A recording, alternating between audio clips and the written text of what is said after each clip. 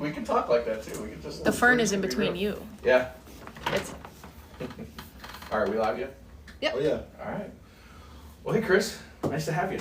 Thanks, Tony. I appreciate you having me. Absolutely. Well, for everybody out there in TikTok world, we're going to be answering all your questions about real estate. So we got high producing real estate agent, high producing mortgage professional here in the state of Florida, but we're also licensed in other states. So please ask your questions. We've got a moderator here that's going to see your questions and ask them to us, and we'll give you our best advice. And so I think on this table we've got over 20 years of real estate advice just sitting right here at your disposal. So first things first is we'll do some intros, but just put your questions in the chat and we'd be happy to answer them. So Chris, why don't you tell me a little bit about we'll do some intros, but just put your questions in the chat and we'd be happy to answer them. So Chris, why don't you tell me a little bit about your real estate journey, how you got started in this, maybe your background, and Wow.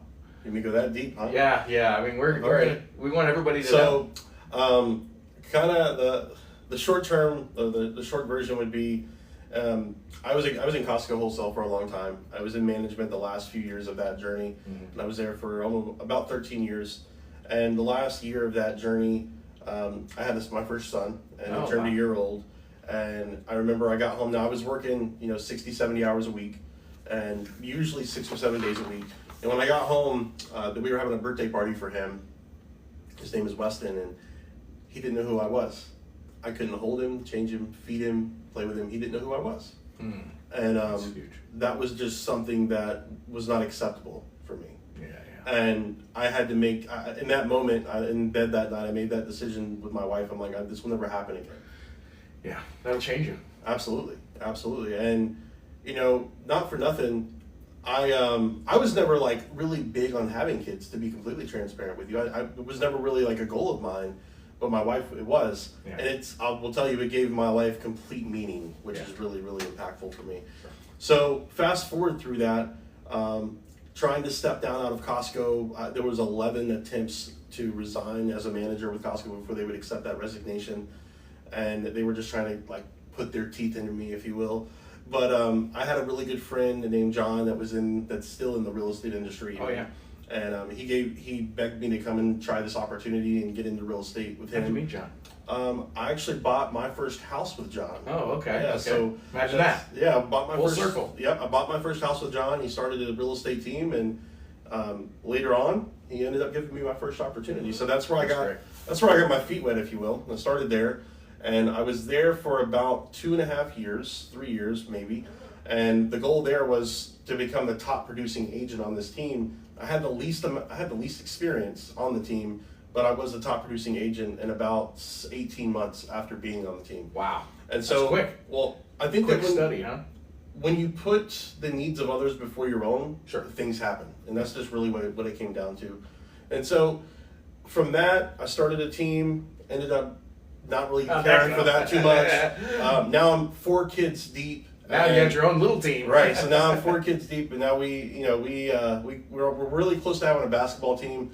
But all boys too, right? All boys. Oh wow. All boys. And it's a blessing. And so now I actually get the opportunity to serve other people at the capacity I want to serve them at. Yeah. And there's no ulterior motives. And that's the biggest thing is, especially in the real estate, really probably any industry, you have those people who kind of just look out for number one, look out for themselves before everyone else. And I really just don't see the growth. Yeah, I just don't see the growth there, and you really don't get that referral business and stuff when you do things like that. Mm-hmm. But that's like the shortest version of my story I could make. What about you? How did you end up in mortgage? Well, a family member said that you need to do this, and not for nothing, I was a stay-at-home dad at the time, and my wife had owned restaurants, and so she was working that 60, 70 hours a week, and I was home with the kids, and she kind of came to the same realization that you did, is that she doesn't want her kids to grow up without a mother. So at one point she said, hey, I'm gonna come home and be home, and you need to go find a job. So not for nothing, that's when a family member had said, hey, you should do this. So I got my license. I studied under a guy for about 3 or 4 years, similar to you, but at that point, it was time for me to venture out on my own, so I did. And to this day, or at this time, I'm the #1 sales associate here at Certified Mortgage Planners, even over the current owner. So it's kind of fun to be able to say that. Not that to be braggadocious, but I also want you guys to know that, hey, you know, I've gone around or two, you know. So we serve about 100 families a year, and I'm real proud of that. And you can't do that by yourself, and that's why we talked about having a team. I've got a really amazing team that stands beside me, and without them, I couldn't do any of this stuff. So, if and when you guys are starting to have interactions with us, you'll meet Chris, you'll meet Jenny, you'll meet Christy, you'll meet my wife Kristen, who, after all that, ended up coming back to the working market and joined our team too. So our kids are starting to get a little older and a little easier to handle now. So, but that's the short, abridged version of how I got into business. Now, I will touch on why. Okay, you know, when I was in high school, I was homeless. My senior year of high school, my parents divorced, and I was in Pennsylvania. My mom went to Wisconsin, my dad went to Florida, and I didn't. So I was couch surfing my whole senior year just to graduate, and after quitting school and my sophomore year, all those credits went away. So my junior and senior year, I had to make up 3 years worth of credits. So my senior year, I also took a college course at night just to get the last credit I needed to actually graduate on time with no summer school, while not having a place to live. So when you go through that and not have a home, it makes it so much more rewarding as you help people take that next step and actually own their own home. And that's my drive. That's what keeps me waking up every morning, on top of feeding my family, because like you've got 4 boys, I got 4 girls and 2 boys. So obviously I want to feed my family, but when it comes to the heart of the matter, that's what drives me. Yep, that makes sense. Chris, Awesome. Do we have any questions yet? Not yet. Okay, so I want to jump into our current market, because we talked about this earlier, as how this is a really unique time in our market right now, where we've got some opportunities. And Chris, I want you to share that from a real estate perspective, because we know we're not in a seller's market, we're in a buyer's market. But with all the rhetoric around people saying wait till interest rates come down, tell me why that's a bad idea. Well, I'll put it. On people saying wait till interest rates come down, tell me why that's a bad idea. Well, I'll put it this way.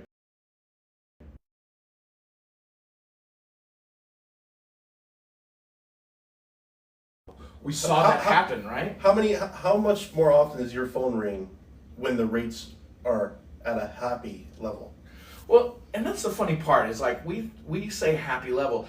If it was 10 years ago and we were talking about interest rates in the 6s, 5s, 6s, and 7s, we'd be ecstatic.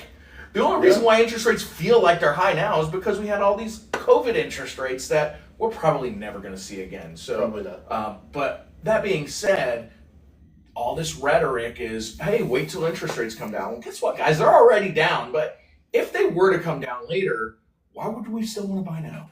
So the whole premise of buying right this moment is, and I've been saying this for over a year. I'm very, very accurate in the predictions I've made ever since I've been in the industry. Yeah. And so it's really just reading the writing on the wall, and you have to avoid all the headlines. You really just have to dive into the research of it. And so what's actually happening right this moment is we have a unique opportunity that might last 30 to 60 days. Wow, that quick. At the very most, like maybe 3 months. Mm-hmm. So the thing about this is, right this moment, you have sellers who are still nervous about why their home is not sold yet. Mm-hmm. And with that being said, they are willing to negotiate at a much higher level in favor of a buyer. So you're talking about, over the last, I want to say close to 18 months, none of my buyers have paid closing costs. Oh, wow. They have almost every single, I believe all of them have gotten 90 or 100% credit from the seller for their closing costs. And closing costs are usually between 3.5% and 4% of whatever that purchase price is. Yeah. So this isn't like a couple $100. This is several thousands, usually tens of thousands of dollars. And so when the rates go down, that leverage is gone. So you need to go ahead and plan on having an extra 3.5%, 4% on top of your down payment in your savings. So if you do something now, you have that leverage. That's one part of it. Another part of the equation is now if you go in, you don't have a bunch of other buyers competing. So now the prices aren't going up yet. Yeah. So all of this is going to happen kind of concurrently. You're going to have rates go down, prices go up, buyer interest go up, leverage go out. So as the rates go down, the amount of buyers in the market are going to go up, which are going to cause prices to go up, which is going to cause the leverage of a buyer to go down, meaning you're not going to get that credit anymore for your closing costs. That's really, it's really simple stuff. It's just being cognizant of it and not listening to the talking heads everywhere else in these news headlines. Yeah, and when you've been around the rodeo a couple of times, you see the waves in the market, right? And that's why when you're looking for a real estate agent, you need to find someone that has experience. It's funny, and I say this to all my clients, is there were 17,000 new real estate agents last year in the state of Florida alone. You guys don't want to get stuck with a newbie, somebody that's not understanding these trends. But to your point, you're talking about, okay, so we're in a unique moment. It's going to be short-lived, but I think the most important part of what you were saying is the swing. We're not just talking about a interest rate swing where maybe we save a couple of $100 a month. We're talking about tens of thousands of dollars of closing cost help that they could miss out on. But we're also talking about potentially $30,000, $40,000, $50,000 in appreciation that's going to happen if interest rates do drop and we flood the market with buyers again. And we remember this happened 3 years ago, 4 years ago? Yeah, it was not long ago. And the buyers flooded in and people were paying $20,000, $30,000 more over the asking price just to get the house, right? Yeah. And so here, and a point that I'm noticing now in relationship to this whole scenario, which we didn't talk about yet, is appraisals. Mm-hmm. So up until probably 30 days ago, every appraisal we were getting was overvalued. It's like, awesome, right? We bought this house for $300,000 and appraised for $320,000. Great news, right? Because we're using the comps from the houses that sold 6 months a year ago when prices were super high, and the trend of that appraisal is always lagging 6 to 8 months.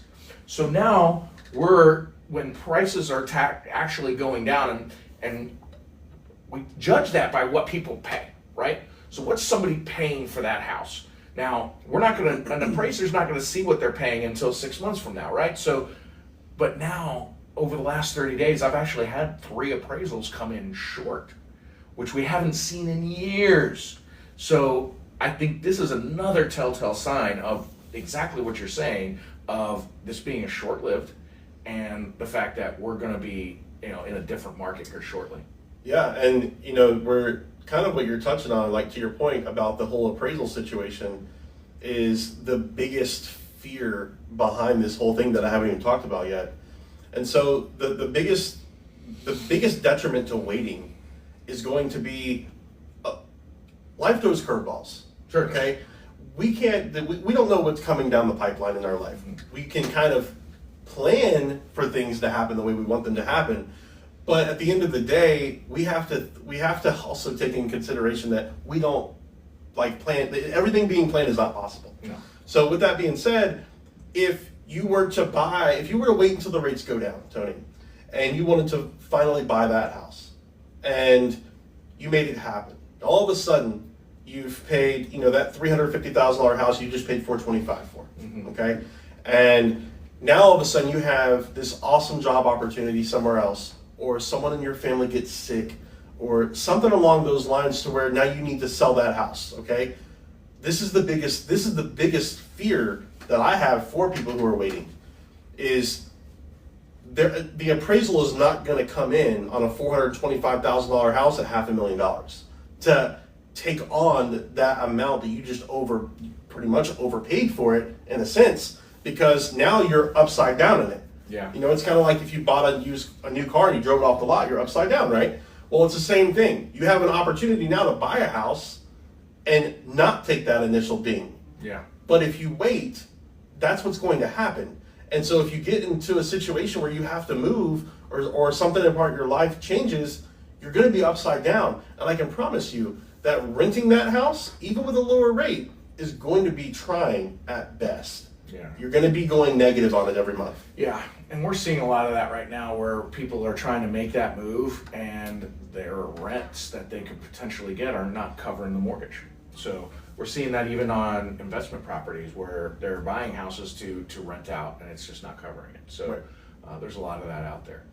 Any questions there from if you've got questions, guys, or comments, please drop them in the chat. We want to be able to answer the questions that you're asking and overcome those concerns that you have, or maybe agree with you. So throw some comments or questions in the chat. We've got Arian behind the scenes; she's watching all of this. So if you've got a question, let us know. We're happy to answer them. That being said, I want to talk a little bit about interest rates, right? So there's all this rhetoric out there. Oh, interest rates are going to come down. Interest rates are going to come down, and I don't have a crystal ball, or at least it broke for you recently, and I can't predict what interest rates are going to do. But not for nothing. I mean, if we're landing in the high fives, low sixes, low sevens in some cases for investment properties and cash out refinances and things, that's a healthy place to be. The average interest rate for our history is like 9.5%, okay? I know when I bought my first house, my interest rate was 13.5%, okay? And so while we think, in fives and sixes is high, we're kind of spoiled, right? So when COVID happened, I don't know if you, and maybe most folks don't know this, but the reason why interest rates went so low is that the Fed stepped in and started buying mortgage-backed securities when COVID happened. They were trying to save the real estate and mortgage market. Well, what they did was overdo it, and they bought way too much. And it forced interest rates to go so low that, in all honesty, the lowest interest rate I was ever able to get with a client was 1.875. And that was in the middle of COVID, and he paid some points to get there, but he had excellent credit. That was the perfect storm. We're never going to see that again. Yeah. People think that we're going to somehow get back to that, but the Fed's never, unless we have, and here's the thing, if we get back to that, I think we got a lot more to worry about in the world and the economy than having low interest rates, because we don't want another COVID or another thing like that to happen. So that was artificially inflated. So if you think that we're going to get back to the threes or fours again, it's not going to happen. Well, not only that, but a lot of people are in that same mindset, are thinking, we'll call it a first time or a starter home, which, what it really is that, but we'll say that 3-bedroom, 2-bath home that's 1,500 square foot or so was, maybe my first home was $110,000, and it was about that fitment. Mm-hmm. And so that's gone. Oh yeah, it's not coming back. Houses that cheap. And if it does come back, it's going to be somewhere that's in the middle of nothing, right? Or it's going to be a home that needs probably that much in repairs to it. So you're looking at homes that are not going to go back to that pricing, and I will touch on that in a second. But that's gone. So if you're like entry level home buyer right now, you're probably going to be somewhere between 230 up to 300. Somewhere in that ballpark is where you're going to land. That's the new 150. Yeah, that's where you're going to land. And the reason that all of this happened, the very, very short minimized version of this, is when COVID actually happened, we had about, I would say, roughly 70% of sellers go into panic mode over this. And rightfully so. They didn't know what to expect. They didn't know what was what. They didn't know what they didn't know. And they pulled their house off the market. Well, that didn't change the fact that people all around the country are still moving and still relocating for jobs and still doing things. So what happened was supply and demand kicked in. Yeah. Supply and demand kicked in, and when that happened, prices shot through the roof. Yeah. And when the government stepped in and did that, that's what helped. That's what helped for that moment. Oh, it fueled the fire. It was like putting gasoline on a on a situation that was already in flames. Yeah, I mean, you have these houses that are appreciating like we've never seen before. On top of that, you have money costing as little as it ever has before, Yeah. and it was just there was no other way but for the prices to go up. Like, there was nothing else for it to happen. There was no other way for it to play out. So let me ask you this. So we've got a lot of people that own homes right now with super low interest rates, right? So people that bought in that time with a 3 or a 4% interest rate, how are you overcoming or not even overcoming, what advice are you giving those folks that have a house that fits their needs and has a great interest rate? Like, so tell me if it's the right advice to tell them to wait, or so talk a little bit about that. If I have my home at a 4% interest rate, what would be your advice to me? So if you had a home that you bought in the last 5 years, we'll say, and you're in a situation of, hey, I need to move, maybe we have another kid on the way, or maybe you want to downsize, or whatever the case is. The first step, and just to be clear, I don't get paid unless people buy or sell real estate, all right? So, but the first step I would take is, what would it look like in the rental market today? Mm-hmm. Okay, because let me run some numbers. Let me figure out if we can make it where you can keep that property, have someone else pay the mortgage, and maybe you make a little money every month.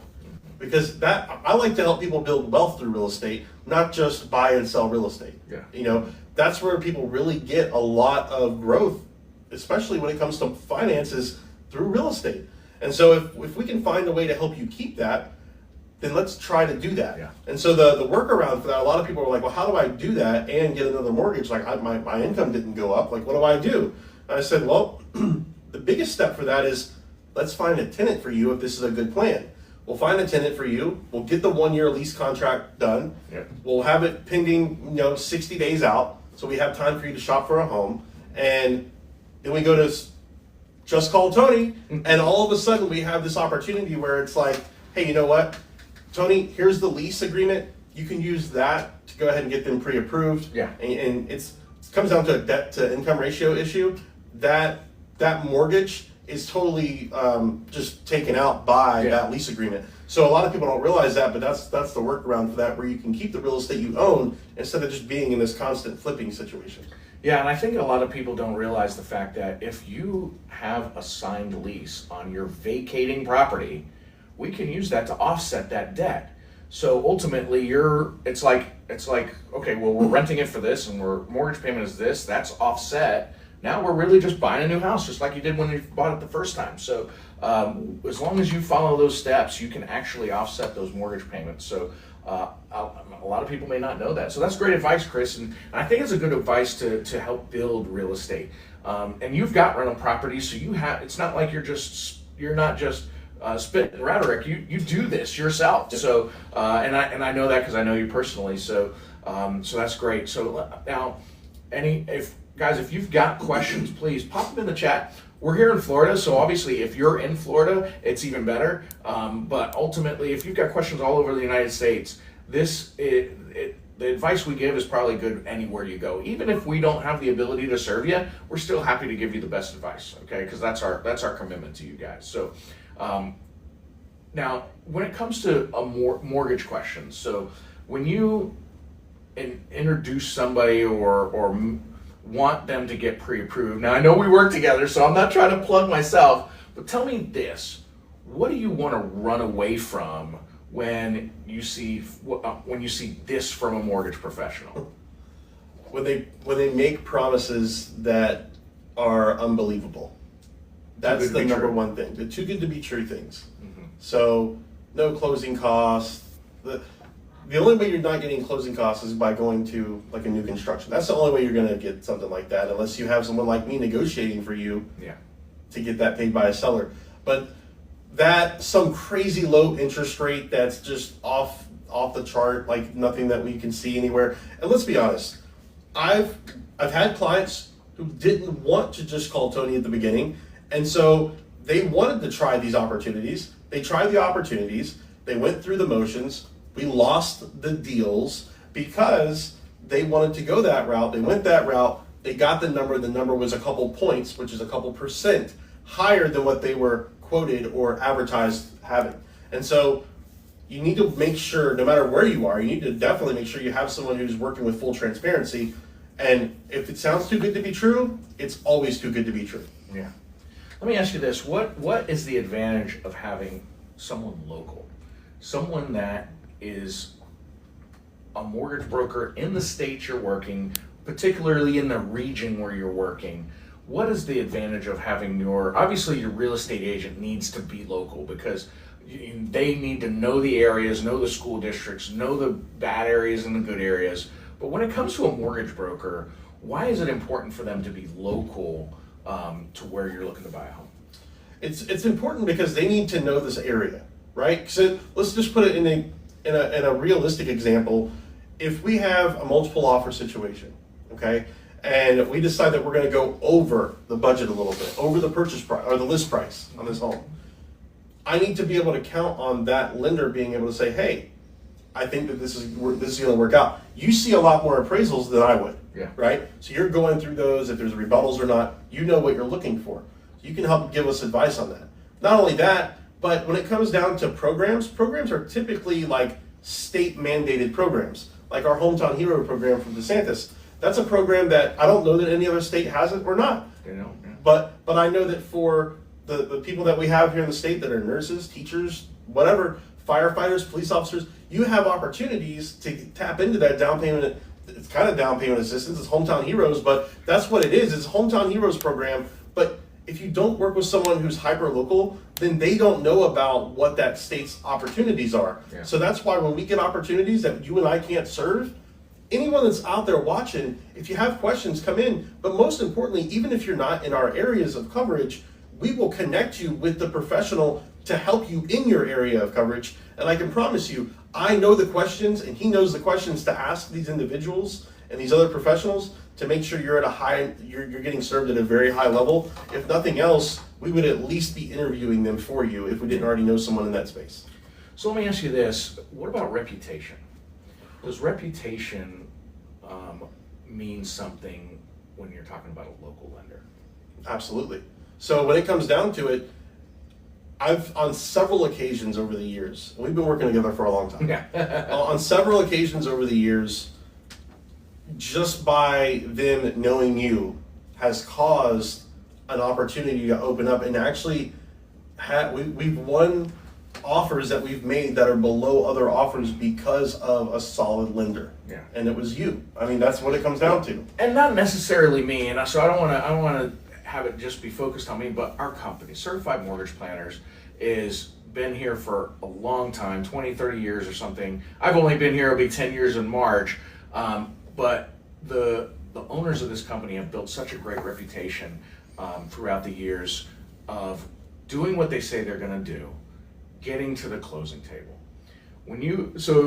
Talk about the differences between a local lender and, say, your online lenders. Well, before I dive into that, I want to kind of touch base on Certified Mortgage Planners, and not only just Certified Mortgage Planners, but we're going to stay focused on that.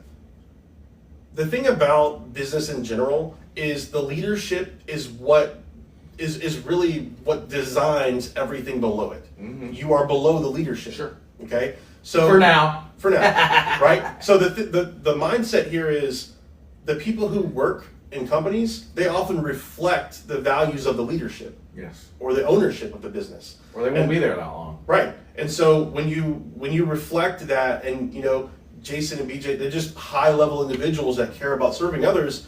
And when you get tapped into a company like that, or into leadership like that, I mean, it's almost to a point where you kind of want to just pay to be in the same room as them, but with them, just to kind of soak in what they're sharing. Yeah. But to back to your question, it really just comes down to, from what I remember, it just comes down to when you're making decisions, you want to make decisions with the right people. When it comes down to like Rocket Mortgage and that kind of stuff, there are sometimes local lenders that actually will work hand in hand with them, but there's a lot of other lenders out there that are internet based it's just a bunch of fluff. It's just a bunch of fluff. There's a lot of people who actually do a lot of marketing and then sell you the information just to get paid. Like Zillow would be one of those top companies. Zillow, Realtor.com, Homes.com. You start putting information in there, they're going to sell your information. It's just going to happen. Yep. And they're going to sell it not once, but as many times as they can get someone to buy it. I agree. So again, if you've got questions, throw them in the chat. I want to touch on interest rate a little bit, guys, because a lot of people think when they hear mortgage interest rates, they're like, oh, well, the Fed met and they said they're going to lower interest rates. Well, guys, what 99% of the population doesn't know is that the Fed has zero control over how mortgage interest rates are judged or predicted or set. And what does predict that, or what does manage that, is how mortgage-backed securities are traded on the bond market. So if you think about the bond market and the stock market operating on the opposite sides of the same seesaw, when the bond market goes down, the stock market goes up, right? So when you see that, okay, stocks are doing well and the markets are really high, well, guess what? That means we're having some struggles in the bond market, okay? However, when stocks are crashing, well, that's good for the bond market, because guys, think about it this way. It's all the same money. These billionaires and trillionaires got all this money invested in the market, and they want to make a good return. So if they see that stocks are doing this, what are they going to do? They're going to pull their money out of bonds. They're going to put it in stocks to take advantage of that positive impact. But when stocks start crashing, what do? Well, they're going to take their money out of the stock market and put it in more of a conservative, stable market, which is the bond market. So if you think about it that way, when you see that stocks and the inflation, which is what causes stocks to go up, is high, well, we're struggling on the bond side, which means interest rates for mortgages tend to be higher in that kind of a market. A lot of people don't know that. They think, oh, well, Jerome Powell says interest rates are going to come down by 0.5%. Tony, why didn't my rate come down 0.5%? Well, that's why, because it's not, Jerome Powell doesn't judge interest rates on mortgages. The mortgage-backed securities is what do that. And you can monitor that stuff on places like MBS Highway, or even, I'm sure there's plenty of other different ways you can monitor mortgage-backed securities and how they're traded. One of the big things, which is actually happening today, is when the jobs report comes out. Because jobs is a telltale sign of what inflation is doing. So if we're losing jobs or not creating as much jobs, that means inflation is going to go down, which is good. So it's funny from my perspective, when we have a bad jobs report, we like it in the mortgage industry, right? It's like we don't like it as a country, but that helps mortgage rates. So when you see a bad jobs report come out, that means that's good for the mortgage industry. So kind of define what a bad jobs report looks like for someone who doesn't really follow that. Yeah, so jobs are I don't know what entity it is, predicts we should expect to have created 75,000 jobs in our country this year, or this month, okay? And then when the actual real numbers come out, if we predicted 75,000 and it came in at like 50,000, that's a bad jobs report. If it came in at 100,000, well, that's a great jobs report, right? Sometimes it'll come in real close, and so things will stay flat. But when we see less jobs created, that's what a bad jobs report looks like. Okay, so it's safe to assume the less jobs created, the better the rates go. Yeah, it really is. And not that I want that, but hey, that does selfishly help the mortgage market. Okay, fair enough. So Chris, when you're speaking to new home buyers currently renting, they don't have a house, what do you think is the biggest obstacle you're seeing with buyers right now? Say they're comfortable with interest rate and they're ready to buy. What do you think is the biggest hurdle that they're facing right now? Outside input, that uneducated input from the outside. Yeah, that's really what it comes from. They have circles of friends, family, whatever it is, that they read a headline. Like I was saying earlier, they read a headline, they go based on the headline, and that's where it goes. Yeah. The thing is we can read headlines all day, but by the time you read a headline, no matter what it's about, you've already missed the opportunity. If you saw a headline about crypto exploding, you've already missed the opportunity of the investment. If you see a headline about interest rates dropping, you've already missed the opportunity to take advantage of that seller being worried and scared that the home is not going to sell and losing that leverage.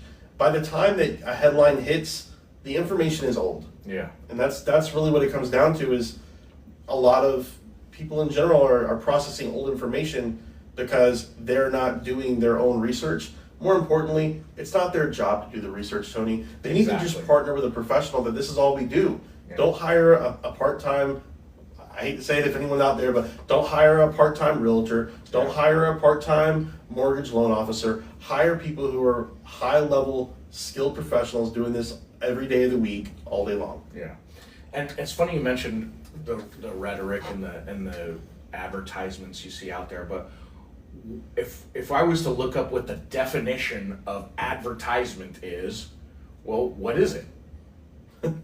Just take a stab. If I had to guess, the definition of advertisement, it would be to solicit, probably. Well, it would be to push a mindset onto the public. Yeah, that's something along those lines. I would guess. And what's the goal of an advertisement, right? To create income. Create income. So they're gonna say whatever they need to say to get you to click a button. 2.99% interest rate still available. Oh, I'm gonna click that button, right?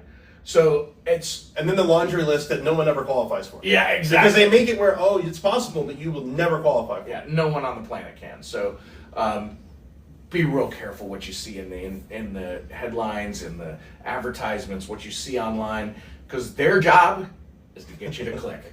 Absolutely. And once you click, they got you. They've got your information, and now they're going to call you. They're going to solicit your business so that they can create an income for yourself. My suggestion is, if you're looking to buy a home, get a referral to a great real estate agent, and get a referral from someone you trust for a great mortgage professional. Yeah, I 100% agree. And the whole premise behind that advertising perspective is not only is that the key, especially when it comes to real estate, is that just selling that information over and over and over again. But how many times have you clicked something that said free or said really anything, went through the 4 or 5 different steps that it said to go through, and then it hits you with a penny or $1 or $10 or a number or nothing or absolute or nothing or no actual value. It happens all the time. Yeah. Because this is the premise of it. If you're ABC marketing, all you need is that click. That click is all you need, because it's not all about the sales at the bottom line for them. It's about the engagement. Yeah. So if they can generate the engagement, they've already won you to click. Now they can take that click that you did and market it to another business to sell, hey, I'm getting X amount of clicks. Yeah. That's how they get paid. Yeah. So crazy. This new age of advertising is so crazy. It's not like just commercials on the TV anymore. Mm-hmm. They know everything about everything that you do, especially on these phones and on your computer. They know everything. So, any questions there, Arian? Anything from anybody, huh? Not yet. We have 2 people on each right now. 2 people on each? Well, that's cool. Well, I'm going to wrap it up. I think that we've spent a good amount of time. Hopefully somebody will go back and watch the live if they've got questions. And obviously, if you have questions that maybe you didn't want to put in the chat publicly, DM either one of us. We're happy to answer those questions for you privately if that's what you'd like. And if you're looking to buy a home, sell our home, just call Tony or just call Chris. All right, guys. We'll see you later.